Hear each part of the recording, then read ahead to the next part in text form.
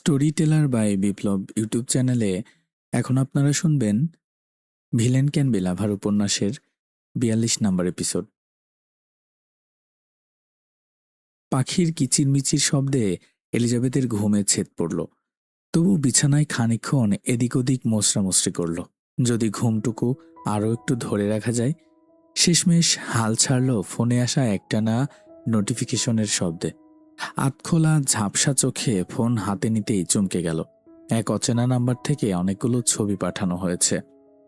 ছবিগুলো দেখা মাত্র এলিজাবেথের চোখ ভিজে ওঠে।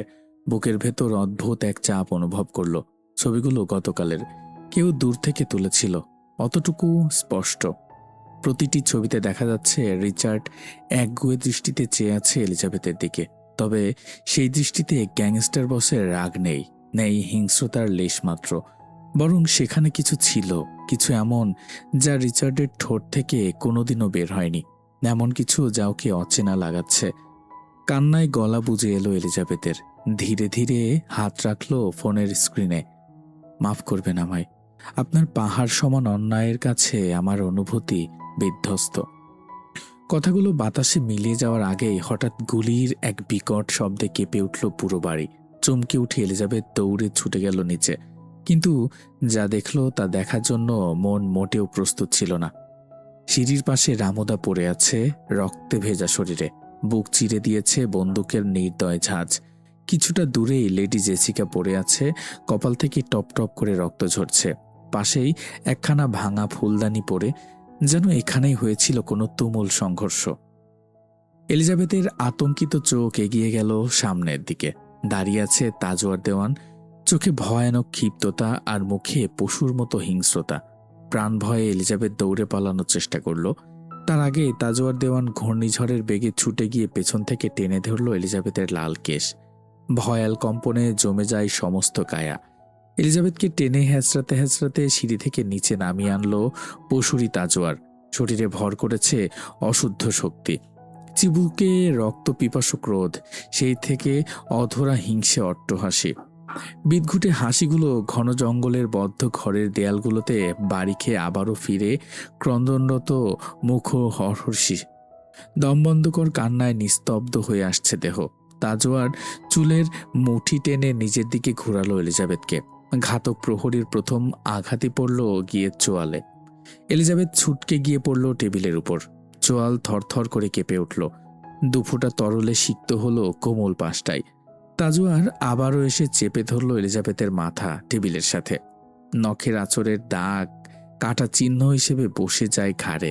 কাপা কাপা নিঃশ্বাস, অসহায়ের মতো গোঙানির শব্দ দুর্বোধ্য এলিজাবেথের। হাউমাউ করে কাঁদার চেষ্টা করেও পারল না। গলায় আটকে আসে ভয়ার্ত চিৎকার, তাজওয়ারের গর্জন মুখর চিৎকার। মেয়ে, তোর জন্য আজ আমার সন্তান সাম্রাজ্য ধ্বংসের পথে। আমার বীর, আমার তৈরি পুতুল আমার হাতের বাইরে চলে গিয়েছে। ছেড়ে দিন আমাকে। গলা থেকে অস্পষ্ট শব্দ বের হলো এলিজাবেথের। চোয়ালের চাপ দৃঢ় হতে থাকে শুধু। এলিজাবেথ কায়দা করে পা দিয়ে লাথি বসালো তাজওয়ারের পায়ে। ব্যথায় কুকরিয়ে বসে পড়ল তাজওয়ার, তবুও দমল না। পেছন থেকে পা টেনে ধরল এলিজাবেথের। শুরু হলো ধস্তাধস্তি। ধস্তাধস্তিতে জিনিসপত্র পড়ে যাওয়ায় ঝাঁঝরা শব্দ বিদ্ধ করছে ভয়াল নিস্তব্ধতা। হ্যাঁচকা টানে নিচে পড়ে গেল এলিজাবেথ। এবার হুড়মুড়ে কেঁদে দিল। ওর বুক ভাঙা হাহাকারও গলাতে পারল না তাজওয়ারের ধ্বংসজঙ্গের তাণ্ডব। একের পর এক তীক্ষ্ণ আঘাত করেই যাচ্ছে সে। নির্মম থাবার আঘাতগুলো তলিয়ে যাচ্ছে উষ্ণ তরলে। প্রতিরোধের শর্ত ব্যর্থ চেষ্টা করেও পেরে উঠছে না এলিজাবেথ তাজওয়ারের প্রতিহিংসার দাবানল থেকে। ভয়ের তীব্র ঝাঁকুনিতে শিথিল হতে থাকে দুর্বল শরীর। তাজওয়ারের আঙুলের শিকল আটসাট হয়ে চেপে ধরল এলিজাবেথের নরম গলায়। শ্বাসরোধে কাঁপতে থাকা দেহটা যেন তার হিংস্রতা আরও বাড়িয়ে তুলল। বিষাক্ত গলায় তাজওয়ার চিৎকার করল, বাজারি, তুই আমার সব শেষ করে দিলি। তোর ভাগ্যে লেখা ছিল তুই বিক্রি হবি, মরে যাবি, তবুও বাঁচবি না। আর আজ তুই আমার সব খুইয়ে দিলি। মাত্র কয়েকটা দিনের জন্য আমার সাজানো প্ল্যান চুরমার হয়ে গেল। তোকে তো কিছুদিনের ভেতরই পাচার করে দিতাম। সেজন্য কৌশলে বীরকেও দেশের বাইরে পাঠিয়ে দিয়েছিলাম, কিন্তু মাঝ থেকে সব ধ্বংস করে দিলেও ওই শালা গ্যাংস্টারটা। এলিজাবেথের মুখ নীল হয়ে আসতে লাগলো। শ্বাস যেন এক মরীচিকা। বুকের ভেতর আগুনের মতো কষ্টে ছটফট করতে করতে মেঝেতে হাত ছুঁড়ে থাকে। চারদিকে প্রতিধ্বনিত হচ্ছে হাত পা ঝাপটানোর খটাখট শব্দ। চোখের সামনে পৃথিবী ধীরে ধীরে ঘোলাটে হয়ে এলো। ক্ষীণ দৃষ্টি গেল দরজার দিকে। গেল, কেউ নেই, কেউ আসলো না ওকে বাঁচাতে। তাজওয়ারের আঙুল তখনও বদ্ধ পিশাচের মতো শক্ত। এলিজাবেথের দেহ নিথর হয়ে এলো। মাথা একপাশে গড়িয়ে পড়ল। তবুও তাজওয়ার থামল না। চোখে নিটল হিংস্র উন্মাদনা। হঠাৎই তাজওয়ারের শরীর দূরে ছিটকে গিয়ে মেঝেতে আশ্রে পড়ল। ভাঙা আসবাবের উপর পড়ে কণ্ঠ থেকে বেরিয়ে এলো এক আর্তচিৎকার। এলিজাবেথের আধমরা দেহ যেন হালকা শ্বাস নিতে পারল। ঝাপসা চোখ গেল সামনে। দরজার ছায়ার ভেতর থেকে বেরিয়ে এলো এক দৈহিক অবয়ব। দীর্ঘ অদম্য এক উপস্থিতিতে চারপাশ শীতল অথচ জ্বলন্ত শূন্যতা ছড়িয়ে দিল। ঘোলাটে দৃষ্টি আটকালো দুটি নীল চোখে। নীল চোখ দুটোতে ঘনীভূত হচ্ছে আগ্নেয়গিরির অগ্নুৎপাত, এক ভয়াল ধ্বংসযজ্ঞের পূর্বাভাস। তাজওয়ার কাঁধ হতে সোজা হতে না হতেই অতর্কিতে হকচকিয়ে গেল। রিচার্ড বিদ্যুৎ বেগে গিয়ে ঝাঁপিয়ে পড়ল তাজওয়ারের উপর। ক্রোধে মটমট করতে ওর রুক্ষ ধারালো চোয়াল। রিচার্ডের প্রথম আক্রমণ তাজওয়ারের পাঁজরে আঘাত হানল। বিকট শব্দে যেন হাড় ফাটল ধরল। তাজওয়ারের চিৎকার পুরো ঘরে প্রতিধ্বনিত হতে থাকলো একের পর এক নরক যন্ত্রণাদায়ক আক্রমণ। প্রতিটি বজ্রমুখর লাথি তাজওয়ারের শরীরকে মাটির গভীরে ঠেলে দিচ্ছে। রক্তে ভিজে গেল তাজওয়ারের ঠোঁট, চোয়াল। সেই রক্ত ছিটকে পড়ল ছাই রঙা মেঝেতে। রক্ত জবার রঙে রঞ্জিত এক নিষ্ঠুর ক্যানভাস। রিচার্ডের চোখে জ্বলন্ত দানবীয় ক্রোধ। নিঃশ্বাস ঘন হয়ে আসছে। প্রতিটি মুহূর্তে আরো বেশি হিংস্র হয়ে উঠছে রিচার্ড। তাজওয়ারের মুখ পিটিয়ে ফাটিয়ে দিচ্ছে পরিহিত পা। চোখের কোণে জমে থাকা হিংস্রতা প্রতিটি আঘাতে তাজওয়ারের জীবন চূর্ণ বিচূর্ণ করতে প্রস্তুত। মেঝের উপর শুয়ে থাকা তাজওয়ারের দেহ কেবলই এক রক্তাক্ত পিণ্ড। ঠোঁট থেকে গল গল করে বেরিয়ে আসছে গাঢ় লাল রক্ত। বাতাস ভারী হয়ে উঠেছে রক্ত আর হিংসার গন্ধে। তবুও রিচার্ড থামে না। অগ্নিকুণ্ড এখনো ভেতরে দাউ দাউ করে জ্বলছে। অস্থির হয়ে উঠেছে মস্তিষ্ক। মেঝেতে পড়ে হাঁপাতে থাকা এলিজাবেথের দিকে এক পলকও না তাকিয়ে হস্তদন্ত হয়ে ছুটে গেল কিচেনে। পাগলের মতো থালা বাসন হাতড়িয়ে কিছু খুঁজতে থাকে। মেঝেতে পড়া থালা বাসনের ক্রিং ক্রিং শব্দে বারবার কেঁপে উঠছে এলিজাবেথ। রিচার্ডের হাত অস্বাভাবিকভাবে কাঁপছে। এটা ক্রোধের কাঁপন। ছিন্ন ভিন্ন প্রলয়ের উন্মাদনায় মেতে ওঠা হৃদয়হীন নিষ্ঠুর গ্যাংস্টার বস অনেক খুঁজে বের করলো দুটো কাঁটা চামচ, বের করলো গ্রিলের দুটো শিক। অতঃপর নিজের নিয়ন্ত্রণ পুরোপুরি হারিয়ে হনহনিয়ে গেল কিচেনের ভেতরের গুপ্ত স্টোর রুমে। গোপন কক্ষটি যেন এক মিনি অস্ত্রাগার।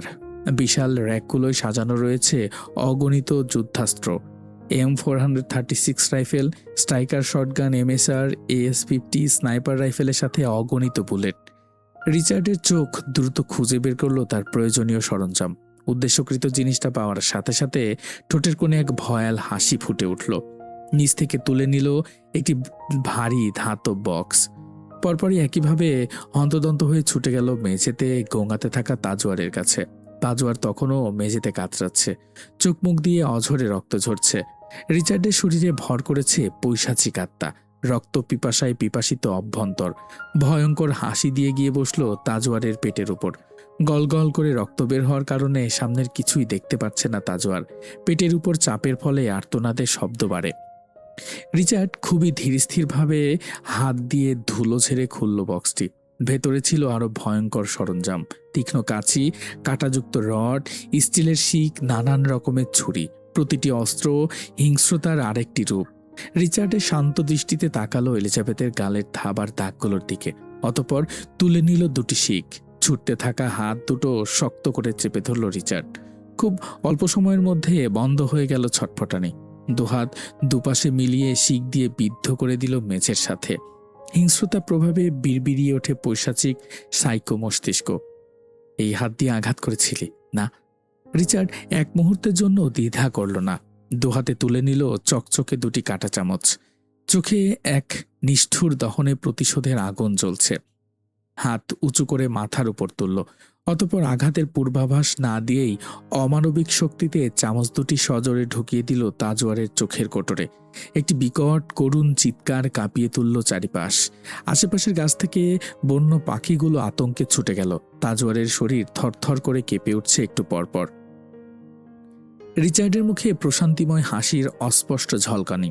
ঠোঁটের কোণে লুকিয়ে থাকা দানবীয় হাসি আরও স্পষ্ট হলো।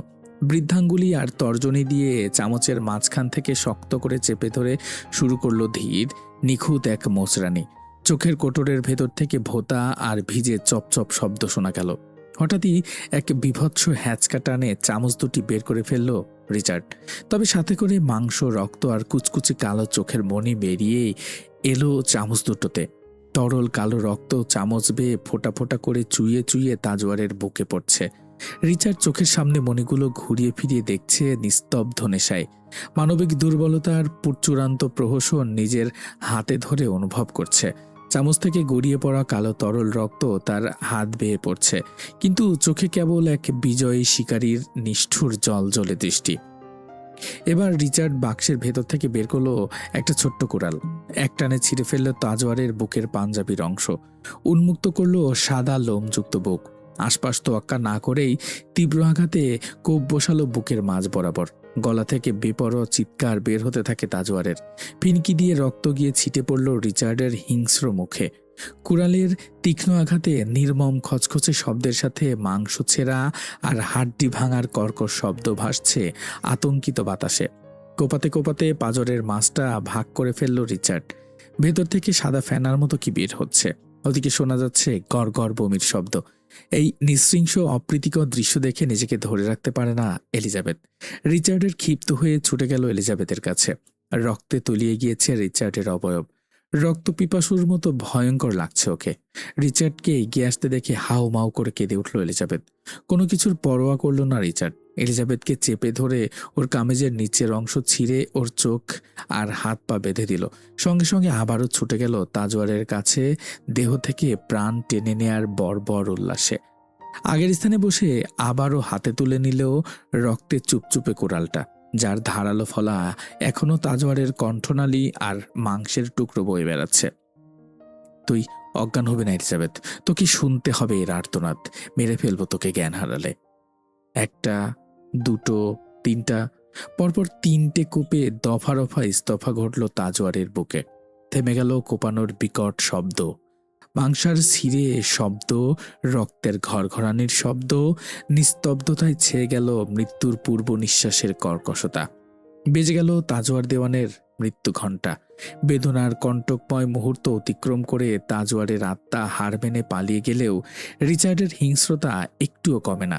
মৃত্যুঞ্জয়ী সংকল্পে সংকল্পিত আজ সে। মস্তিষ্কে এখনো তোলপাড় ক্রোধে। প্রচণ্ড প্রতিশোধ স্পৃহা নীলাভ ক্ষত তৈরি করেছে যে ভেতরে। রিচার্ড কুড়াল ছুঁড়ে ফেলে নিঃশব্দে ঝাঁপিয়ে পড়ল তাজওয়ারের নিথর দেহের উপর। হাত দুটি বুকের কাটা অংশে চেপে ধরে রাগে গর্জন তুলে এক হ্যাচকায় দুপাশ ছিঁড়ে দিল। ভেতরের শিরা, মাংস, হাড়ের চিরে যাওয়ার শব্দে বাতাস ভারী হয়ে উঠল। রক্তের স্রোতে ভেসে যাচ্ছে চারপাশ। রিচার্ড হাত ঢুকিয়ে তাজওয়ারের বুক তন্ন তন্ন করে খুঁজতে লাগলো। পছন্দের জিনিসটা পাওয়ার সঙ্গে সঙ্গে মুহূর্তেই টেনে বের করে আনলো তাজওয়ারের কলিজা। লালচে অঙ্গটা হাতে তুলে পিশাচের মতো তাকিয়ে রইল রিচার্ডের অদ্ভুত ঘোর লাগা দৃষ্টিতে। হাত থেকে রক্ত গড়িয়ে পড়ছে।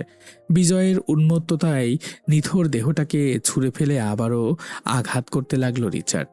আজ সে মৃত্যু নিয়ে খেলায় মেতেছে। বদ্ধ উন্মাদনের মতোই আচরণ করছে রিচার্ড। এত কিছু করেও থামছে না ওর পাগলামি। আবারও ছুটে গেল এলিজাবেথের কাছে। এলিজাবেথ চেতনা হারিয়ে সেই কখন, তবু উন্মাদনা ওকে কোলে তুলে নিল রিচার্ড। কোলে করে নিয়ে আসলো ছিন্ন ভিন্ন দেহের পাশে। এরপর করে বসলো এক নিস্তব্ধ বিস্ময়কর কাজ। ঝুলে থাকা পা দুটো রাখলো তাজওয়ারের কাটা বুকে। রক্তে চুবালো এলিজাবেথের পা দুটো। ওকে কোল থেকে নামিয়ে সিঁড়ির পাশে শুয়ে দিয়ে আবারও হৃদয়হীন, প্রাণহীন, চোখহীন দেহের কাছে গেল রিচার্ড। কালো শার্টের রক্তের আবরণ দেখা গেল না গেলেও ফোল্ড করা নিচের অংশে শুধু ছোপ ছোপ রক্তের দাগ। রিচার্ড পাগলদের মতো পা ছড়িয়ে মেঝেতে বসে পড়ল, চোখে এক অদ্ভুত উন্মাদনার ছায়া। বক্সটা উল্টে পাল্টে খুঁজে বের করলো সবচেয়ে সরু তীক্ষ্ণ ধারালো ছুরিটা। তারপরও মেঝেতে সেটাকে কিছুক্ষণ ঘষে আরো ধারালো করে নিল, যেন ক্ষতির গভীরতাকে বাড়িয়ে তুলতে পারে। অতঃপর হাতে তুলে নিল তাজওয়ারের তাজা লাল কলিজার পিণ্ডটা। এক হাত থেকে অন্য হাতে ঘুরিয়ে খেলতে লাগলো।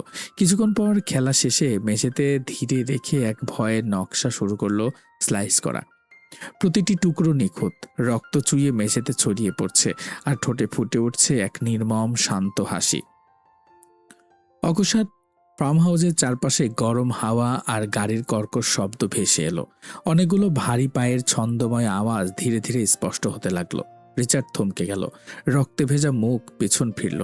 ফিরেই তার হিংস্র উন্মত্ত চোখগুলোই আতঙ্কের ছায়া ফুটে উঠল, যেন তার পৈশাচিক উল্লাসের মাঝে আকাশ ভেঙে পড়েছে।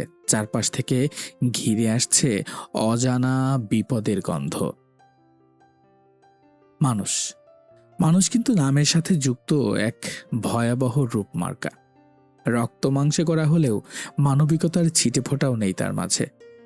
রাশিয়ার কুখ্যাত মাফিয়া সমাজে মার্কো পরিচিত এক জীবন্ত বিভীষিকা হিসেবে। প্রতিটি মানুষের জন্য সে জীবন্ত আযাব, বাস্তব অভিশাপ। পাপের সংজ্ঞাও তার নিষ্ঠুরতার কাছে ম্লান। মার্কো রাশিয়ার ইতিহাসে সবচেয়ে ভয়ঙ্কর এবং অমানবিক মাফিয়া। আন্ডারগ্রাউন্ড বাংকারের নিস্তব্ধতা এক ভয়াল ভারী চাদরের মতো ঘিরে রেখেছে চারপাশ। ৩৫ জন মেয়ের ভয়ার্ত রুদ্ধশ্বাস মিলেমিশে বাতাসকেও ভারী করে তুলেছে। প্রত্যেকের শরীর থরথর করে কাঁপছে, চোখে অনিশ্চিত ভবিষ্যতের প্রতিচ্ছবি। কেউ বাবার রাজকন্যা ছিল, কেউ ভাইয়ের প্রাণাধিক প্রিয়, কেউ কেউ একদিন সমাজের আশা হয়ে উঠতে পারত, কিন্তু এখন তারা খুব শীঘ্রই পরিণত হবে এক নিষ্ঠুর বাণিজ্যের পণ্যে। এই মেয়েদের তুলে আনা হয়েছে পথঘাট, পার্ক কিংবা নিরাপদ মনে করা জায়গা থেকে। তাদের কণ্ঠ রুদ্ধ করা হয়েছে ভয় ও নির্যাতনের শৃঙ্খলে। পরশুদিন রাশিয়া পাচার করা হবে ওদের। শুরু ওরাই না, আরও রয়েছে ৬৫ জন মেয়ে। কয়েক ঘন্টার ব্যবধানের মাঝে তাদের জীবনের গল্প এক ভয়ঙ্কর অধ্যায়ে ঢুকে যাবে। একটি এমন অধ্যায় যেখান থেকে ফেরার পথ নেই। ফার্ম হাউসের নিচে লুকিয়ে থাকা সেই আন্ডারগ্রাউন্ড ব্যাংকার যেন এক অভিশপ্ত কবর, যেখানে মানবতার চিহ্ন মাত্র নেই। বাংকারটি বহু পুরনো, সেই সাথে সময়ের সঙ্গে আরো ভয়াল হয়ে উঠেছে। ৭ বছর ধরে এই পুরো ফার্ম হাউসটি রিচার্ডের দখলে। এখানেই তার নারী ব্যবসার অন্ধকার সাম্রাজ্য গড়ে উঠেছে। সবসময় মেয়েদের তুলে এনে এখানে একত্র করা হয়, পরে এখান থেকে তাদের পাচার করা হয়, কিংবা ধনী খদ্দেররা এসে নিজ পছন্দ মতো মেয়ে নিয়ে যায় চড়া দামে। মার্কো রাশিয়ার ভয়ঙ্কর মাফিয়া ডন, নিয়মিত এখান থেকে বড় চালান নিত। প্রতিবারের মতো এবারও রিচার্ডের কাছে ১০০ মেয়ে চেয়েছিল সে। তবে সমস্যাটা শুরু হয় এখানেই। কোনোভাবেই সেই সংখ্যক মেয়ে জোগাড় করা সম্ভব হচ্ছিল না। রিচার্ডের মাথায় অশান্তির ঝড় উঠেছিল। মার্কোকে ঠকানো মানে নিজের ব্যবসার কবর খোঁড়া। হিংস্র আর লোভী মার্কো লস সহ্য করতে জানে না, আর আগাম টাকা নিয়েও রিচার্ড তাকে প্রতিশ্রুতি পূরণ করতে ব্যর্থ হলে কি হতে পারে, কতটা ভয়াবহ হতে পারে তা জানে রিচার্ড। মার্কোর চাপ রিচার্ডের শ্বাস রুদ্ধ করে তুলছিল। সময় দ্রুত ফুরিয়ে আসছিল, তাও মেয়েদের সংখ্যা পূরণ করা অসম্ভব হয়ে উঠছিল। পরিস্থিতি সামাল দিতে রিচার্ড নিজের মুনাফার একটি বড় অংশ ছাড় দিয়ে টাকার পরিমাণও বাড়িয়ে দিয়েছিল, তবু ফলাফল শূন্য। এর মধ্যেই মার্কোর কানে গোপন খবর পৌঁছে যায়। রিচার্ড তার প্রতিশ্রুতি রাখতে পারছে না। হিংস্র মার্কো এক পর্যায়ে নিজেই বাংলাদেশে আসার সিদ্ধান্ত নেয়, আর সেই খবর রিচার্ডের কানে পৌঁছাতেই যেন ওর মাথায় বজ্রাঘাত হলো। ফিরতি পর থেকে তড়িঘড়ি করে ফিরে আসে এলিজাবেথকে এখান থেকে সরিয়ে ফেলার জন্য। রিচার্ড মার্কোকে ভয় পায় না, ভয় পেয়েছিল মার্কোর নোংরা দৃষ্টিকে, ভয় পেয়েছিল এলিজাবেথের নিরাপত্তা নিয়ে। তবে ভাগ্য রিচার্ডের সঙ্গে বিশ্বাসঘাতকতা করল। সবকিছু ঠিকঠাক করার আগেই বাঁধ ভেঙে যায় তাজওয়ারের ক্ষেত্রে। শেষ রক্ষার সব পরিকল্পনাই ছাই হয়ে যায় মুহূর্তে। মার্কোর বর্তমান উপস্থিতি বাংকারের ভারী পরিবেশকে আরও অসহনীয় করে তোলে। তার উচ্চতা, দৃঢ় শরীরের গঠন আর ভয়ঙ্কর দৃষ্টি শয়তানের ছায়া হয়ে ঘুরে বেড়াচ্ছে চারপাশে। ঠোঁটে চেপে ধরা মোটা সিগারেট থেকে ধোঁয়ার কুণ্ডলি উঠছে।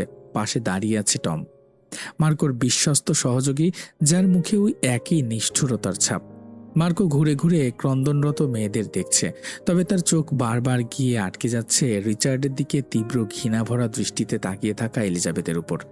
এলিজাবেথের দৃঢ়তা আর চুপচাপ বিদ্রোহ মার্কো দৃষ্টি এড়িয়ে যেতে পারছে না। রিচার্ড শটার নির্লিপ্ত ভঙ্গিতে দাঁড়িয়ে আছে। পাশেই লুকাস আর ন্যাসো দুজনেই গম্ভীর। বাংকারের পরিবেশ ভারী হয়ে আছে মেয়েদের কান্না ও অসহায় ফিসফিসের চিৎকারে। মার্কোর গার্ডদের নতুন করে ধরে আনা ২৫ জন মেয়ে নিঃশব্দ কাঁপছে ভয়ে। বাকি ৬৫ জন অন্য কক্ষে তালাবদ্ধ। সব মেয়েদের পেছনে হাত বাঁধা অবস্থায় হাঁটু গেড়ে বসিয়ে রাখা হয়েছে, তাদের মুখ কাপড়ে ঢেকে দেয়া, চোখে আতঙ্কের নীরব ভাষা। চারপাশে মার্কোর গার্ডরা ভারী অস্ত্র নিয়ে সতর্ক দৃষ্টিতে টহল দিচ্ছে। জায়গাটিতে এমনই নিস্তব্ধতা যেন শ্বাস ফেলাটাও অপরাধ। মার্কো তীক্ষ্ণ চোখে এলিজাবেথ আর রিচার্ডকে দেখছে। ঠোঁটের কোণে ঝুলে থাকা সিগারেট মাটিতে ফেলে বুটের আঘাতে চাপ দিল সে। ভারী পদক্ষেপে এগিয়ে গিয়ে রিচার্ডের সামনে দাঁড়ালো। রিচার্ড শান্ত, পাথরের মতো অনড়। ১ সপ্তাহ সময় দেওয়ার পরও ১০০ মেয়ে জোগাড় করতে পারোনি। I am so disappointed in you. রিচার্ডের গলা গম্ভীর তবে দৃঢ়। আমি সময় চেয়েছিলাম, অযথা আসার কোনো মানেই ছিল না। আর কতদিন সময় লাগতো? জবাব দিতে বাধ্য নই। মার্কো ঠোঁটের কোণে এক চিলতে বিদ্রুপ ফুটে উঠল। জবাব দিতে তো তুমি বাধ্য মিস্টার কায়নাত। ১০০ কোটি টাকার ডিলের প্রশ্ন এটা। আমার নীতিতে জোর জবরদস্তি চলে না। রিচার্ড চোখে চোখ রেখে বলল। হঠাৎ একটা মেয়ে হুড়মুড়িয়ে কান্নায় পরিবেশের থমথমে নীরবতা চূর্ণ হলো। মার্কোর বডিগার্ড টম বিরক্তির সাথে এক গার্ডের কাছ থেকে বন্দুক ছিনিয়ে নিয়ে মেয়েটার দিকে এগিয়ে গিয়ে বুকে ভয়ানক এক লাথি মেরে ফেলে আঘাতে বন্যা বইয়ে দিতে থাকে। অশ্রু ও যন্ত্রণায় ভেঙে পড়ল বাকি মেয়েগুলো। তাদের কণ্ঠে করুণ আর্তনাদ। এই মেয়েগুলো সবকটাই ফুলের মতো কোমল, এলিজাবেথের থেকেও ছোট। এলিজাবেথ নিজেই অসহায় অবস্থায় তাদের এই নিষ্পাপ কান্না দেখে নিজেকে আর ধরে রাখতে পারল না। হামাগুড়ি দিয়ে দিয়ে টমের কাছে গিয়ে হাঁটুর দিকে মাথা দিয়ে আঘাত করতে থাকে। টম বিরক্ত হয়ে পা দিয়ে এলিজাবেথকে সজোরে দূরে ছুঁড়ে ফেলে দিল। এলিজাবেথ ছিটকে গিয়ে মাটিতে আশ্রে পড়ল। মুখ দিয়ে অস্পষ্ট একটা আর্তনাদ বেরিয়ে এলো। আগের ক্ষতচিহ্নগুলো নতুন ধাক্কায় রক্ত ঝরাতে শুরু করলো। রিচার্ড তখনও মার্কোর সাথে কথা চালিয়ে যাচ্ছিল। অকস্মাৎ এলিজাবেথের করুণ শব্দ কর্ণপাত হতেই চকিতে সেদিকে তাকালো। কোনো দ্বিধা ছাড়া ছুটে গিয়ে এলিজাবেথকে সোজা করে বসালো। মুখের কাপড়টা খুলতেই এলিজাবেথের তীব্র কষ্ট ও হতাশার ছাপ স্পষ্ট হয়ে উঠল। রক্তে ভেজা মুখ। হঠাৎ রিচার্ডের মুখে ছিটকে পড়ল থুতুর দোলা। উপস্থিত সবাই মুহূর্তে হতবাক। রিচার্ডের চোখ মুখ খিচে উঠল। হাতের পিঠ দিয়ে থুতু মুছে নিতে নিতে অভ্যন্তরে ক্রোধের বিস্ফোরণ ঘটল। মার্কো একপাশে দাঁড়িয়ে রিচার্ডের প্রতিক্রিয়া লক্ষ্য করছিল। ঠোঁটের কোণে এক অদ্ভুত বক্র হাসি। রিচার্ড হিংস্রতার প্রকাশ করে হঠাৎ পেছনে হাত নিয়ে এলিজাবেথের চুল চেপে ধরল। তীব্র ব্যথায় এলিজাবেথ কুঁকড়ে গেল। চোখে মুখে ছিল ঘৃণা, সাথে নীরব ব্যথা। রিচার্ডের কণ্ঠে বরফে মোড়া আগুন। গেড়ে দিব একদম। এলিজাবেথ নিজের কষ্ট ভুলে আঘাত করল কথায়। জানোয়ার, নরপিশাচের বাচ্চা, ছেড়ে দে মেয়েগুলোকে।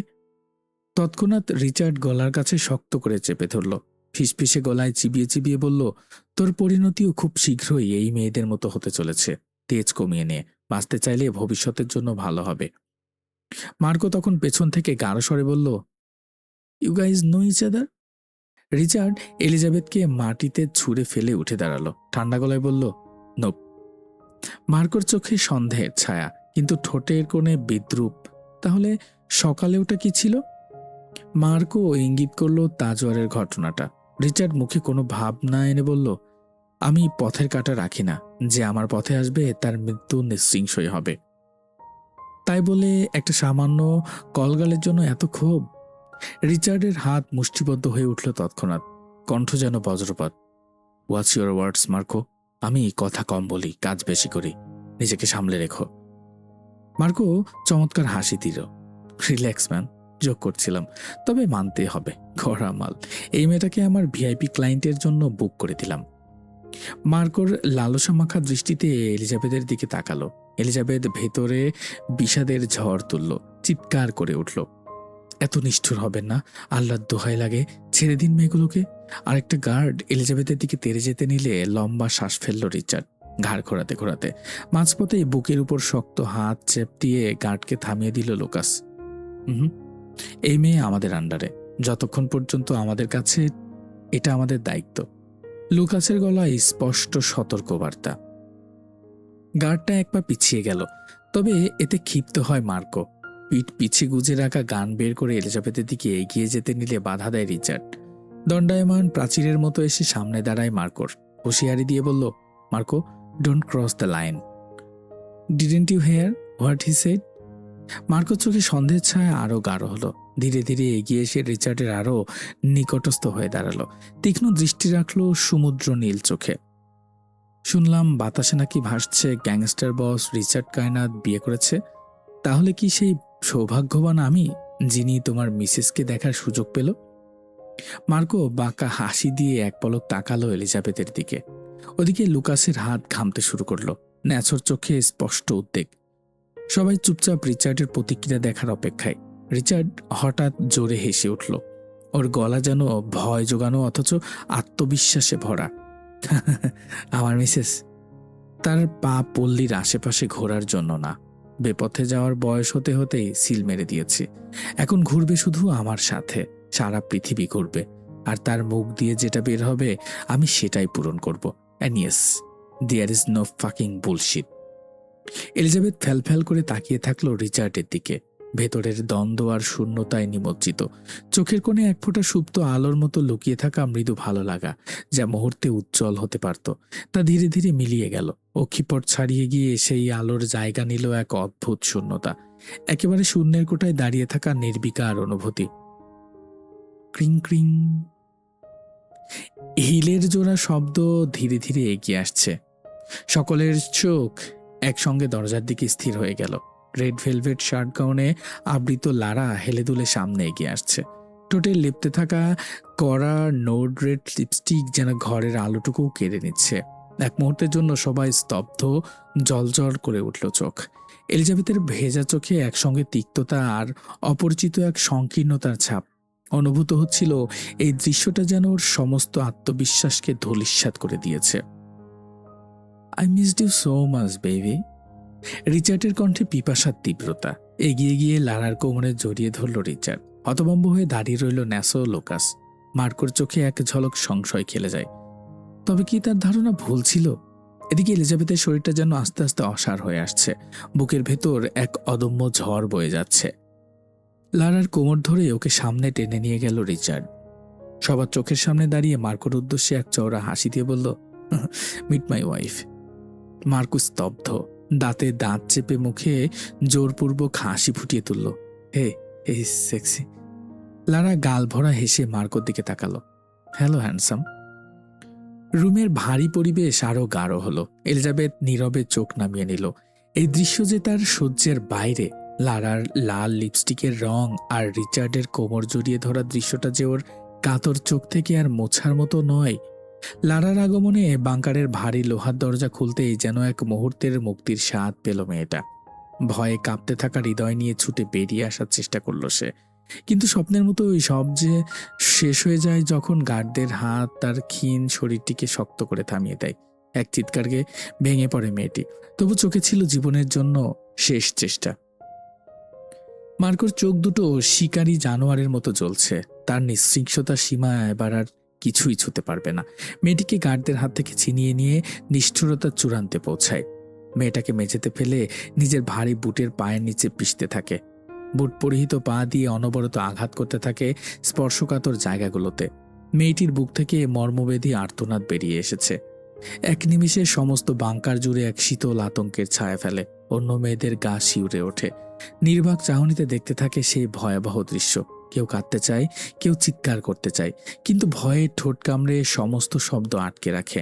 এলিজাবেথ আর চুপ থাকতে পারল না। তার ন্যায়বোধ, তার মাতৃত্ববোধ তাকে ঠেলে নিয়ে গেল এই নিষ্ঠুরতার বিরুদ্ধে। ছুটে গেল মেয়েটিকে বাঁচাতে। কিন্তু তার আগে রিচার্ড নিজের পশুসুলভ হাসি দিয়ে এক ল্যাং মেরে এলিজাবেথকে মাটিতে ফেলে দেয়। এলিজাবেথের চিৎকার সেখানকার প্রতিটি দেয়াল ভেঙে ফেলতে চায়। উঠে আবারও ছুটতে চায়, কিন্তু রিচার্ড ওর পায়ের উপর পা দিয়ে চেপে ধরে রেখেছে যাতে 1 ইঞ্চিও নড়তে না পারে। জানোয়ারের বাচ্চা, ছেড়ে দে মেয়েটাকে, আল্লাহ সহ্য করবে না। এলিজাবেথের গলা ফেটে যায় চেঁচাতে চেঁচাতে, কিন্তু তার আহ্বান যেন শূন্যে হারিয়ে যায়। শুধু কেউ এগিয়ে আসে না, কেউ প্রতিবাদ করে না। প্রতিটি মুখে শুধু আতঙ্ক, প্রতিটি চোখে শুধু এক অসম্ভব ভয়। মেয়েটি ধীরে ধীরে স্তব্ধ হয়ে যায়। তার নড়াচড়াও থেমে যায়। অতিরিক্ত রক্তক্ষরণে জায়গাতেই মরে পড়ে থাকে মেঝেতে।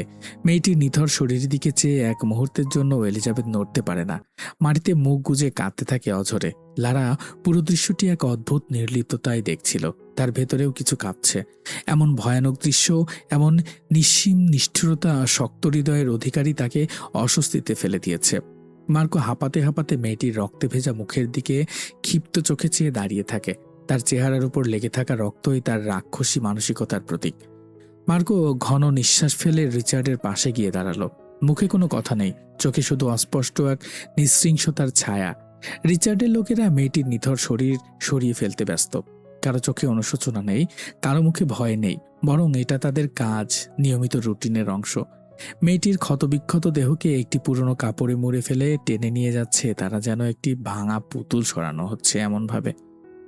টম যে এতক্ষণ নীরব ছিল, চুপচাপ নিজের পকেট থেকে একটি সাদা রুমাল বের করে মার্কোর সামনে বাড়িয়ে ধরল। মার্কো নিজের রক্তে ভেজা মুখ মুছতে শুরু করলো। পরিবেশ কিছুটা ঠান্ডা হতেই টম মার্কোর কানের কাছে গিয়ে কিছু বায়না ধরল। মার্কো তাকে চোখ রাঙালো। তৎক্ষণাৎ চুপসে গেল টম।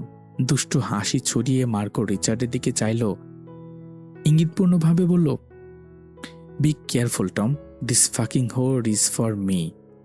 এক মুহূর্ত থেমে বলল, তো মিস্টার কায়নাথ, ফার্ম হাউসের সবচেয়ে বড় কামরা আমার জন্য সাজানো হোক।